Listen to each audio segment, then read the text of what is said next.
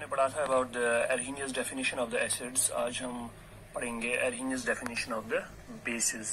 तो बेस जो है, base is a substance which when dissolved in water gives hydroxide OH negative ions in the solution.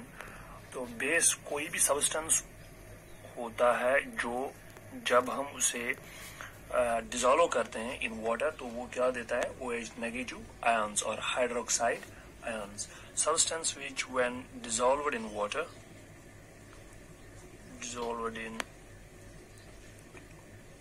gives hydroxide OH negative ions in the solution. तो ये Arrhenius, कल हमने Arrhenius definition of acids पढ़ा था. About H positive ions आज Arrhenius definition of bases which was given by the Arrhenius in 1884. कल मैंने आपसे कहा था. तो जैसे हमने कल पढ़ा था कि एसिड्स की जो प्रॉपर्टीज होती हैं they are because of the H positive ions in the aqueous solution. इसी तरह से प्रॉपर्टीज ऑफ बेसिस जो होती हैं they are due to the hydroxide ions OH negative ions in the solution. So the properties of bases are because of OH negative ions which they give in the aqueous solution. तो जिसे हम represent करते हैं by OH negative ions. लेकिन there are some compounds like C2H5OH ethyl alcohol which contains OH group but it does not ionize in the aqueous solution to give OH negative ions.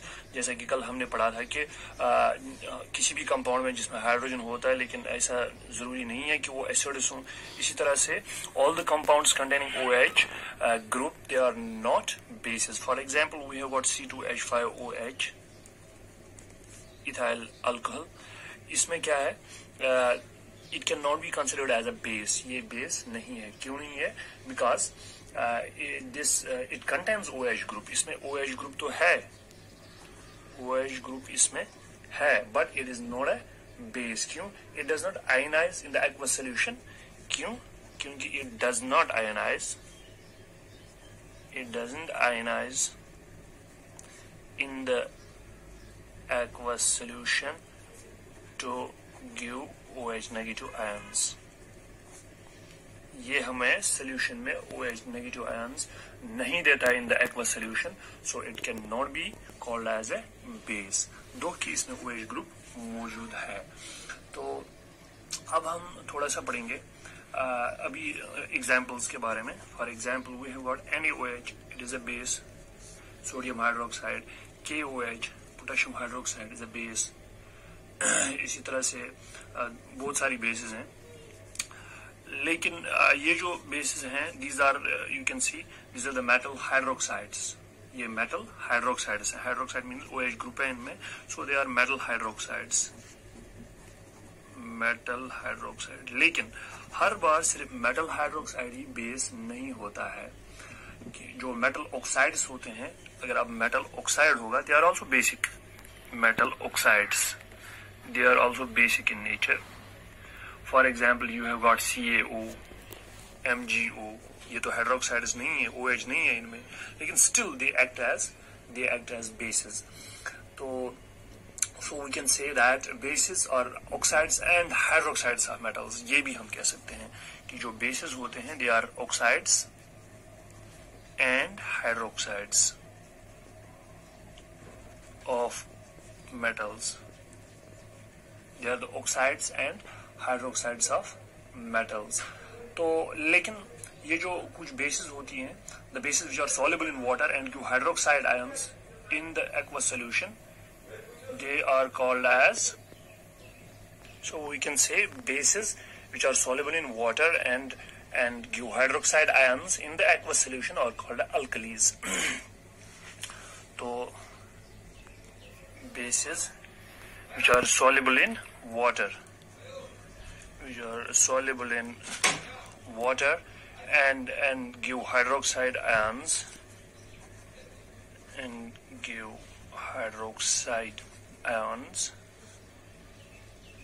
the aqueous solution are called alkalis. तो उन्हें हम alkalis कह सकते हैं। तो यहाँ पर आपको थोड़ा सा डिफरेंस भी पता मालूम पड़ेगा between the bases and alkalis. So वो वाली बेसिस जो which are soluble in water, जो वाटर में सॉल्युबल होती है and give hydroxide ions in the aqueous solution और कॉल्ड अल्कलीज, क्योंकि हर एक बेस एक्वस सॉल्यूशन में जो है वो सॉल्युबल नहीं होती है। So we can say that all alkalis are bases, but all bases are not alkalis. All alkalis or bases, but all the bases are not alkalis. All the bases are not alkalis. So ये भी हम कह सकते हैं। For example, CuO है, CuO is a base, it acts as a base, copper oxide, it acts as a base, but it is not an alkali because it cannot be dissolved in water. So ये इसे हम base, it acts as a base but it is not an alkali, not an alkali. अब हम थोड़ा सा पढ़ेंगे about the properties of the bases. इसी तरह से अगर आप देखेंगे, कल हमने पढ़ा था about the Lewis concept of acids, तो आज वो हमने कल पढ़ा था। यहाँ पे हमने लिखा था अबाउट द लेविस, पहले एसिड पढ़ा था हमने, उसके बाद लेविस एसिड्स हमने देखा था कि जीएन लेविस जो है उसने कंसेप्ट दिया था इन 1923 दैट एसिड जो होता है it is a substance that accepts a pair of electron. Similarly जो बेस होती है according to the Lewis base, तो सिमिलरली लेविस बेसिस जो होते हैं they are the substances which can donate a pair of electron, so they are electron pair donors. In short हम लिखेंगे electron pair donors, Lewis bases. तो अब हम थोड़ा सा इनकी प्रॉपर्टीज के बारे में देखेंगे, प्रॉपर्टीज ऑफ द बेसिस। जैसे हमने कल प्रॉपर्टीज ऑफ एसिड्स पढ़ा था, different properties of the acids, इसी तरह से बेसिस के बारे में बेसिस। और अगर हम देखेंगे general properties, bases are bitter in taste, they are bitter in taste, कड़वे होते हैं इन टेस्ट, तो ये हमने ऑलरेडी पढ़ा है। तो और जो बेसिस होते हैं they are slippery in touch,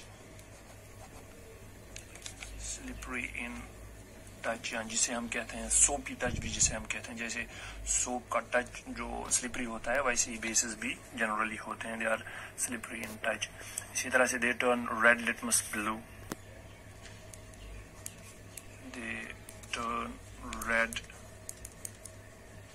litmus blue. It is the opposite of acids. They turn blue litmus red, and they turn phenolphthalein solution pink. जो phenolphthalein solution होता है इसको ये पिंक बना देते हैं, जो कि कलरलेस होता है तो उसको पिंक बना देता है। They turn phenolphthalein solution pink. इसी तरह से they are also corrosive in nature. corrosive in nature, यानी कि अगर कभी भी हाथ पे आपके लग जाएगा बेस तो it can cause a burning sensation on your skin also, you should not touch और taste it. It also conducts the electricity, so जब भी लाइक एसिड्स, जब भी सोल्यूशन ऑफ बेसिस जो होते हैं in water they conduct electricity. Solution of bases in water conduct electricity. इसी तरह से रिएक्शन विथ एसिड्स अगर हम देखेंगे, रिएक्शन विथ एसिड्स, तो रिएक्शन विथ एसिड्स जब हम देखते हैं bases react with acids to form salts and water, जिन्हें हम न्यूट्रलाइजेशन रिएक्शंस भी कहते हैं, जो हमने एक दो बार पढ़ा है। तो न्यूट्रलाइजेशन रिएक्शंस, तो बेसिस जो हैं they react with acids, basis जब एसिड्स के साथ react, base plus acid, it gives salt and water, salt plus water, जैसा कि आपने बहुत सारी रिएक्शंस में देखा है। तो वो रिएक्शंस हमने ऑलरेडी लिखी हुई हैं। बेसिस रिएक्ट विथ, एक रिएक्शन फिर से हम यहाँ पे लिखेंगे, for example a base, common base NaOH, sodium hydroxide plus H2SO4, that is sulfuric acid, it will give sodium sulfate, and sodium sulfate is a salt. Na2SO4, it is a salt, plus ये और क्या देता है, water दे देता है as a product H2O। तो ये इसे हम न्यूट्रलाइजेशन रिएक्शन भी कहते हैं। जब बेसिस रिएक्ट करते हैं with acids they give salt and water. इसी तरह से रिएक्शन विद मेटल्स, तो वहां पर भी ये सॉल्ट बना देते हैं, मेटल सॉल्ट बना देते हैं and hydrogen, but that metal salt is different from the metal salt जो फॉर्म होता है by the action of acids and metals. तो इसी तरह से बेसिस जो हैं they react with non metal oxides to form salt and water. ये भी मैं यहाँ पे लिखूंगा, बेसिस जो हैं they react base plus non metal oxide, non metal oxide gives salt and water, salt plus water। तो इट मीन्स ऑलरेडी हमने देखा है कि बेस जब रिएक्ट करती है विद एसिड्स वहां पर भी सॉल्ट एंड वाटर बनता है, लेकिन यहाँ पर base and non metal oxide जब रिएक्ट करते हैं तो सॉल्ट एंड वाटर बनता है। इट मीन्स कि जो ये नॉन मेटल ऑक्साइड होता है this is acidic in nature. Non metallic oxide जो होते हैं दे आर एसिडिक, तभी बेस प्लस जो ये एसिडिक चीज यहाँ पे इसके साथ मिलती है which is a non metal oxide, it gives salt and water. For example एक रिएक्शन हम देखेंगे CaOH2 कैल्शियम हाइड्रोक्साइड, जिसे हम कैल्शियम हाइड्रोक्साइड CaOH2 जिसे हम लाइम वाटर भी कहते हैं, lime water plus non metal oxide एक carbon dioxide is a non metal oxide, it gives CaCO3 calcium carbonate plus H2O, and calcium carbonate is a salt. Calcium carbonate, it is a salt. Calcium carbonate is a salt and it gives water।